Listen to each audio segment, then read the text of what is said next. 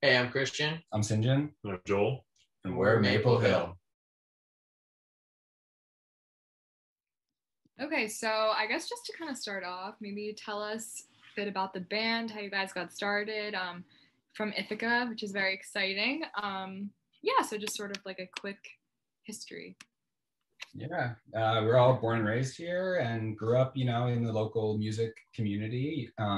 Joel and I did theater together, and Christian and I played in bands growing up together, and we just, formed as friends who wanted to make some music together, and it's evolved into what it is now. Great. So actually being from Ithaca, what's it like to grow up in the local music scene and then actually become a part of it? Well, it was interesting growing up in Ithaca, being in our genre of music, and that Ithaca is not known for its alternative or pop punk scene. So it was interesting being surrounded by a town with great music, but kind of all in a different realm than us. So it was a bit of a challenge for us to feel like we could break out here within our genre, but it's been cool having a local support that we've gotten. Yeah. I know, I feel like there's a very distinct, like, upstate kind of bluesy jam band sound, but it's cool that you guys were like doing something pretty different. So you mentioned you kind of have like an emo pop punk sort of influence. Who are some like specific musical influences or inspirations that inspired you guys when starting the band and like writing some songs? Well, Sinjin and I, like when we started playing in bands together, like over a decade ago, we're really into All Time Low. And I think for like the first like few years, we were just like pretending, to be them, or like wanting to be like that. Yeah, it's cool to see like a band, do it so young, and we were just like, oh, if they can like do it like super young and like just coming from where they came from, we kind of just wanted to model it after that. But grew up on like the other sort of like popular emo sounds at the time, like Paramore, Fall Out Boy, Green Day, all of those were huge for us. I mean, like we started out like just covering like Green Day and Jimmy Eat World songs and stuff like that. So how long did it take to go from that process of covering stuff and just starting to make music together to actually making your first song and performing? Well, the second day we really jammed together, we wrote our first song, and it was about alien abduction. Have I heard this? Yeah, you probably have. The riff, maybe. I don't know. Sadly. Yeah. But no, like he was saying, I think it took us a while of just like modeling ourselves after, the bands that we saw doing it before we could really like hone our craft. Yeah, definitely. Mm-hmm. And we like flirted with writing stuff, but it wasn't until like a few years into jamming other people's songs that we like knew what we were doing. Yeah, or felt confident enough in what we were writing to like go with it and actually play it for people. Yeah, sure. For sure. So you released your debut album Headspace all the way back in 2016. Since then, how do you think you guys have seen your music change or evolve since then? I think one of the biggest things has just been like maturity in our music. Which is a given with that amount of time and us being at the age that we are. How old were we when we made Headspace? I was 16, so I feel like I've grown a lot as a person since then. So I think that just comes through in our writing with our more recent music, with stuff that we released on Parallel. I guess just in general, probably we just take ourselves a little bit more seriously, but not too seriously. That's great. So you guys spoke about Parallel, which is your new EP. Can you tell us a little more about the project? And then after that, maybe what's your favorite song from the EP? Yeah, I mean, the EP came together over kind of a long period of time. I mean, we started writing for it right after we were done with Headspace, and then we all went to different colleges, and and it's only got to be in the band whenever we had like a break from school, kind of. But we would be working on it the whole time. So it's basically like a collection of the work from those years, and we put it together into this one EP. And like Joel said, it's more mature, it's more realized, I guess. more developed. We have a better idea of what we want it to sound like, I think. Yeah, what else do you want to say about it? Just the logistics of the recording process was like kind of crazy. Yeah, what did we do? I mean, all being in different places and like having to like we didn't record the whole thing in one studio. We're like jumping around wherever we can get time and space for cheap or free, preferably. Like just kind of like getting good audio over years of recording and then ending up with a full like EP that I think is the best thing we've ever done. So, for sure. Absolutely.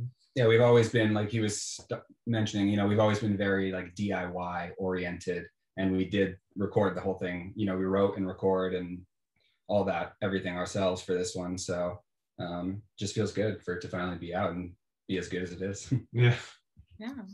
So do each of you have a favorite song from it, and why is it your favorite song? Yeah, I'd probably have to say my favorite from Parallel is Lucid. That song was one that I wrote a lot of the lyrics for, so it kind of has a personal place for me, but also it just kind of goes the hardest in some parts, and so it's, I don't know, I'm super excited to play that one live, and I think the energy of that song is the most like appealing to me out of the five. I would say Fading, the last song on the EP, is probably my favorite because it gets stuck in my head the most, and like you know, I just feel like when I look at all the songs, that one has something about it where I'm like, oh, that feels like a really good solid song, so I'm connected to that one. Yeah, that's like a perfect example of a song we had for like a long time. That and Lucid, like the roots of those songs we were playing for like 4 or 5 years. Totally. I wrote the riff of Lucid also when I was 16. I remember, and some of the lyrics as well. Yeah, it's crazy. My favorite is probably Fading as well, or Misdirected, just because it's different and like I really like that difference. So some of those songs were a full 5 years in the making. That's amazing. Yeah. It's not like we spent like every minute of the 5 years working on stuff. But the seeds were there from 5 years ago. We'll come up with ideas and then revisit them a year later, develop them for a month or so, decide it's not what we're into right then, and then come back to it another year later. Exactly. And then eventually we're like, yeah, this was a good idea. Let's kind of finish it out. And so that's how some of these newer songs came about. And like for those songs that were in the works for 4 or 5 years, there's also like a bunch of other songs that didn't make it. Yeah, and might see the light of day later. That's true. Yeah. For sure. I mean, it's definitely process, and as you guys kind of mentioned, obviously the past like year and more with the pandemic, you've been like recording separately and sort of like not been able to connect in that way. So maybe tell us a little more about like how was the experience of recording Parallel during the pandemic, and like did you find this time away to be beneficial like to your creativity or kind of stressful? Just what was that process? Yeah, well, fortunately we actually did finish all of Parallel before the pandemic started, but we reached out to, you know, small labels and distribution companies to release it, and we ended up, you know, signing with this group out in Los Angeles called Common Ground Collective during the pandemic. So that was like the big pandemic thing for us, and then coming out during the pandemic as well. I mean, obviously no bands have ever had to deal with something like this, and no label has ever dealt with a release happening, you know, during a pandemic. So it was different for everyone for sure, but I mean, you know, people listened, and you know, we got, I guess, a lot more attention on it right away than we did for Headspace and that kind of thing, maybe because people had more access, you know, because of the pandemic. But yeah, and then well, yeah, I would just say like it was interesting having the project done beforehand and then having to like wait to put it out until we did.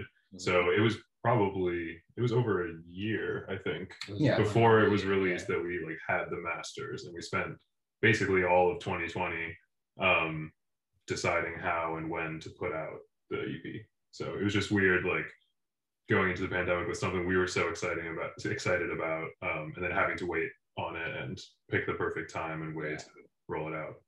Well, that was actually the perfect segue. I was gonna say you guys partnered with Common Ground last year. So what has that been like compared to independently releasing music? Yeah, I mean, a lot of stuff like promotion and, you know, exclusive like releases of the songs on like music websites and stuff, like that stuff that we were trying to do on our own for our other releases, and like we don't know what we're doing. So it's been like really helpful to have like people, like that's their job, that's what they do, and they're doing that for us. So like that aspect has been amazing. It's also been weird releasing music like actually on a label during the pandemic, because we just can't play any shows. And like feels like a little anticlimactic. Exactly. And it's just, you know, like we have the deal, we're putting out like the best music ever, and we just can't play any shows for it. So like for that reason, I'm like even more excited for playing shows again. Like So then what are you guys most excited for returning to those live shows? Just kind of like sharing the new EP. Yeah, definitely just playing the new songs. And or just playing music.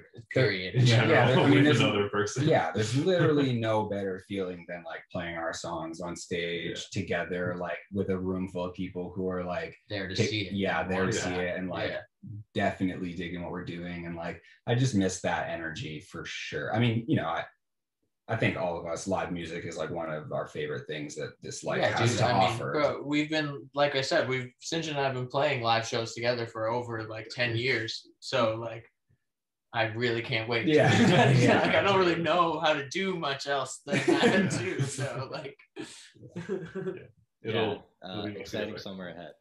Yeah.